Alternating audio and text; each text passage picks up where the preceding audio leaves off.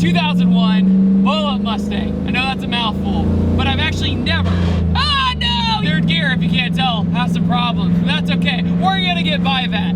So this is actually an 11-second 2-valve Mustang. I bet you never thought I'd say that out loud. The 2-valve motor, very similar to the motor that's in the Crown Victoria, actually. But the one in the Mustang GT was beefed up, a little bit better motor. But my first car was a 2-valve. I always feel very nostalgic when I get in these cars, but I've definitely never been in a 2-valve like this. There's no way. This is actually the On3 kit, the turbocharger company, and a lot of people think it's junk. However, regardless of what you think about it, it obviously is getting results, because this actually makes 395 wheel horsepower. It runs an 11-second quarter mile. Very, very strange. And back when it was running lower boost, it ran 12.3. So that's basically a stock Coyote on a really good day. And you're telling me that this 2-valve did it? That's freaking incredible.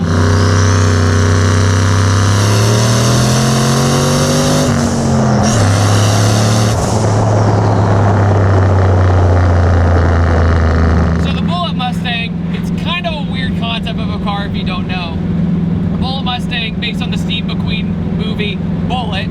Essentially, it's a really cool car chase scene, and everybody loved it back then. And then they decided, hey, let's do a Mustang dedicated to Steve McQueen, paint it the same color, and then just kind of call it a day. They did different gauges and a few things like that, but that's essentially the difference. This has Viking suspension, a crazy drag pack wheel and tire setup on it, and it's just ready to go straight, and that's about it. And with this setup, it hooks every single time. So you're not really dealing with the 2-valve lack of power, because you have a ton of torque with this turbo kit.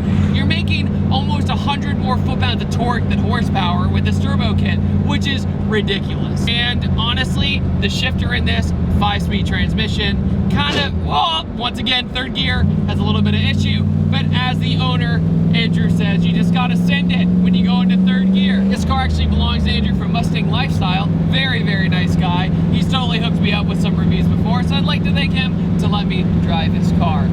But at the same time, you got a glow shift gauge right here. Same one I use in my 240, to be honest with you. I'm not gonna lie. Then we have our AEM wideband right here to let us know. Pillar pod setup tells you exactly what your air-fuel ratio is to make sure you don't absolutely destroy this really stock 2-valve. This is not a fully built motor. It's nothing like that.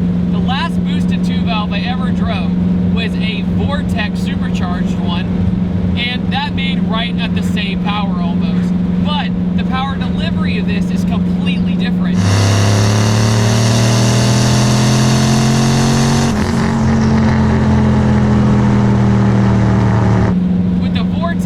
You have the belts and everything else, and there's that little bit of delay.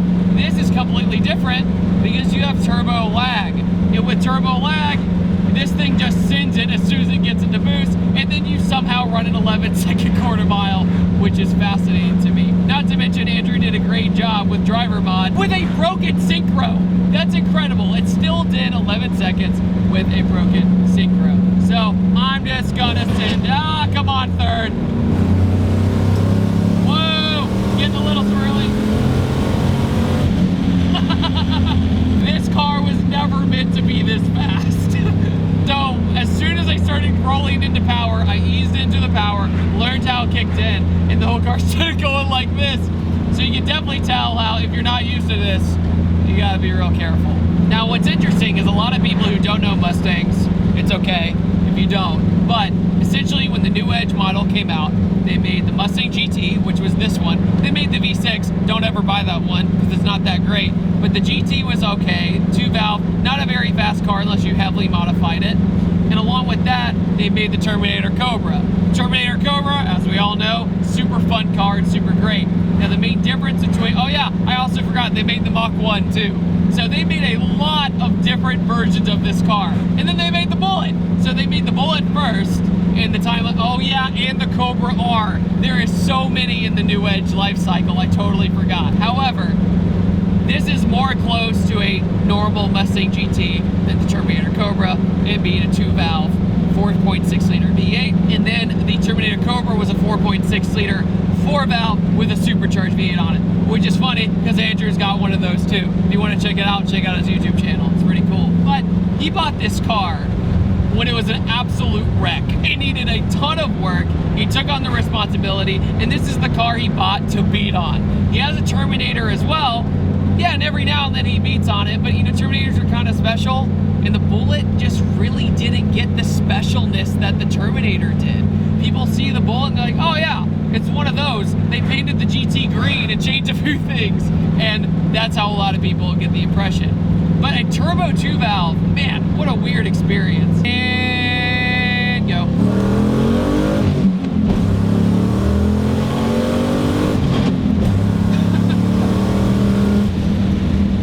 Man, third gear, you have to be so aggressive. You have to just go, I own you. You just go right in there.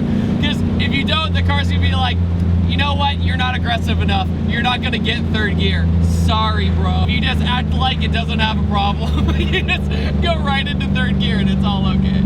So what I noticed was when I did that pullback there that the brakes were actually pretty good.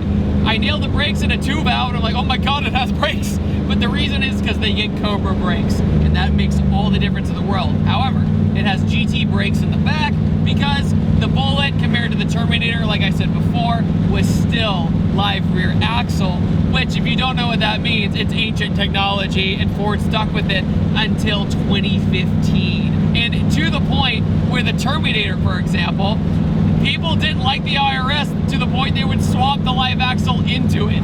So very, very strange how people really wanted to hold on to the live axle, therefore Ford did as well. However, for drag racing, it just goes straight and it does exactly what you want. The clutch is pretty heavy, but like I said in other cars, you just gotta be mean to it. Okay, go. Gotta pedal for a second.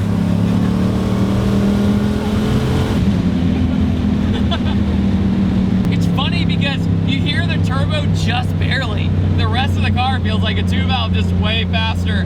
And not only that, but man, does it have this stereotypical, like, the golden days of drag racing feeling. Because you start kind of going like this. As soon as you hit power, you're like, okay, I'm gonna add a little bit of input left, a little bit of input right, and it's just gonna go straight. But yeah, definitely one of the craziest 395, let's just say 400 wheel, one of the craziest 400 wheel cars I've ever driven. It does not feel like 400 wheel, because when you first hit it, it's like, wait, is it gonna do the thing? And then it does the thing. So then it kicks in and then it starts swaying. So that's how you know you're dealing with something much faster. I mean, I can just drop into third and boost it.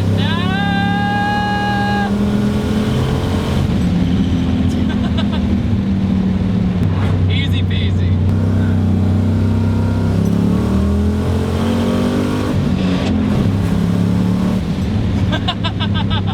Dude, this car is so much faster when you brake boost it. Oh my God. The turbo on this is a 70mm. However, the On3 kit is not known really to have the bad turbos, which is where it gets a lot of its bad rep because they're Chinese or whatever. But the wastegate is where the problem is. The wastegate has been known to fail, and then you just overboost and say, knock knock, who's there, Rod? So when you switch the wastegate over, really not a big problem. If you go tile wastegate, tile is the way to go, I'm telling you. On any kind of turbo kit, I've always had great experience with tile. They do not fail, but the On3 kit one does fail. So if you're gonna do this to your 2-valve, ditch the wastegate and just go to the tile. So going back to what I said earlier, the reason I was so enthusiastic about this being a stock 2-valve is, one, if you do blow it up, I'm not saying you're gonna have the best day in the world, but at the same time, look up the price of a 2-valve motor for me. It's not bad. If something goes wrong, it's like an LS swap, but even cheaper, which you never thought was possible. But think about all the Crown Vics that were in production. Think about all the Mustang GTs that were in production. They are everywhere. In fact, you know what? I'm gonna use one of the arguments that people say against Mustangs to an advantage. People say, I don't like Mustangs because there's too many of them. Well, guess what? You break this, that's okay. There's too many of them. Just take their motor out of it.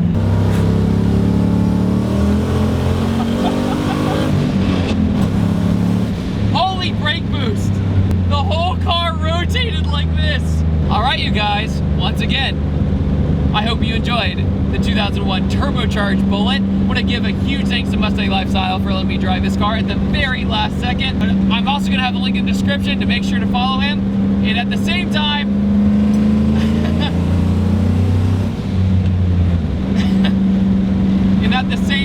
what do you guys think about a turbocharged 2-valve? What a weird experience. Absolutely fascinating. On that note, I upload every Tuesday, Thursday, and Saturday, and I will see you guys next time, and I hope you have a wonderful day. Goodbye!